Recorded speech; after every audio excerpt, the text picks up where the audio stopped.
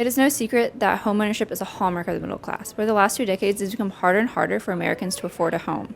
Since 2000, home prices have tripled, and in just the last 5 years, rent has gone up 30%. America is facing a massive housing shortage. How bad is it? In 2006, the US was building 2.2 million new homes every year. Fast forward 20 years, and 44 million new Americans, and the US is building only 1.5 million new homes. The typical Democratic response is to address a high cost through things like down payment assistance and loan guarantees, but this is far from sufficient. What we really need is a bigger focus on increasing the housing supply.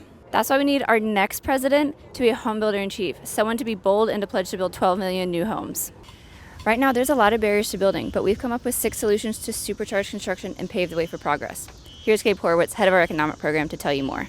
First, we need to stop local governments from holding new building hostage. We can do away with restrictive zoning and all these excessive fees, which make it harder to build new homes. Second, let's free up federal land. We can even free up unused military bases near metro centers so we have more places to build homes. Third, let's declare a housing emergency. Let's call in the National Guard, bring in the Army Corps of Engineers, and get them to help us build more homes. Fourth, all the tariffs that drive up prices on building materials need to be eliminated. Fifth, let's incentivize innovative building materials, things like modular construction and 3D printing, to make building more affordable.